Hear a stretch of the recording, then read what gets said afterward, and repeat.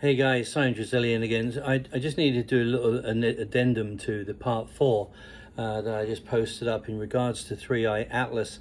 I think it's interesting that the language that NASA and the scientists are using right now in regards to the trajectory of this object is that it's on a collision course with Mars, and it seems to be deviating as we go on. Well, let's have a think about that. I mean, when you drive down the road to the supermarket, you don't tell yourself that you're on a collision course with the supermarket. You're just driving there. And the fact of the matter is that you're off course nearly 98% of the time. You don't just fix a course and just hold it there. You're constantly moving the wheel, changing directory, and you just do that all the time. That's what we call driving. You're constantly moving the wheel to be able to manage a smooth drive towards where you're going. But when you get there, you don't collide into the supermarket.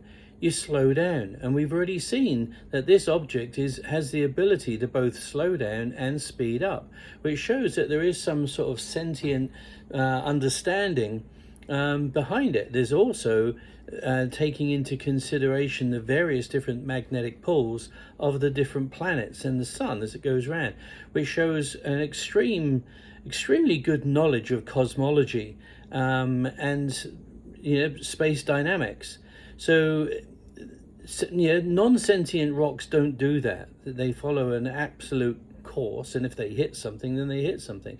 So are we looking at, instead of this collision coming towards us or whatever, wouldn't it be interesting if this object not only went to Mars but actually landed on Mars, or actually created some form of pioneer system? Because if you wanted to observe Earth from a position where we can't go back to you, we can't stop you, if you were an alien race, wouldn't it be good to be able to be on there? I mean, we've all talked about the moon itself being an observatory. The moon is actually far too big to be captured by our magnetic field, and we know that it's hollow, and when you look at all of the impact points on it, or the craters on it, it looks like it was very, very unlucky to be hit all these times when we were missed. We've only been hit by 2 or 3 big meteors about the size of cars, and one wiped out the dinosaurs. So one has to argue that the moon may be some form of forward base, and Mars would be a particularly good stop-off point if it was a race that wanted to make itself known to the humans, that there was contact involved. And if you were to get there, it would just be like, coming into, it's like the Pilgrims landing at Plymouth Sound. You land, you get to a point where you can consolidate a bridgehead, if you like, or a beachhead, and then you build up, and then you have a look at what you want to do from there on in regards to conquering this new world, this new land. Perhaps that may be something.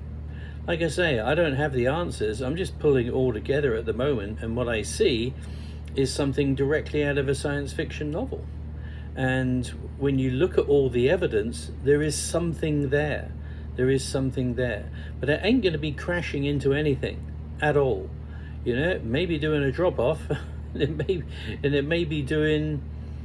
I mean, imagine that something happened in a far distant galaxy, in a galaxy far, far away, right? And something happened, and you had to get the whole of the human race onto some form of ship, rescue ship, if you like, to get away. And you were looking at somewhere that could be habitable. I mean, there's a lot of water on Mars. There's no air, but there's a lot of water. But you don't know the physiology of what these other sentient beings are. They could be anything. So I just think it's an interesting process. I think that we'll find out more as time goes on. Like I say, what I do find a little bit disturbing is that why it's only America that seems to be responding to this.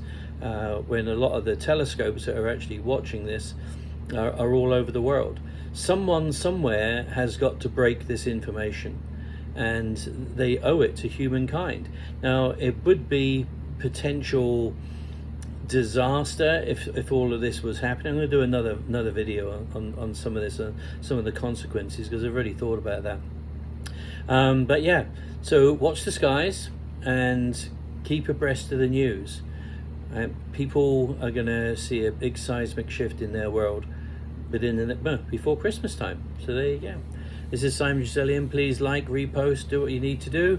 We're getting a lot of traction on these videos, so people need to know. And TikTok has already tried limiting me, so I don't know how long this is going to stay up for. We'll see. Okay, take care, guys. Bye now.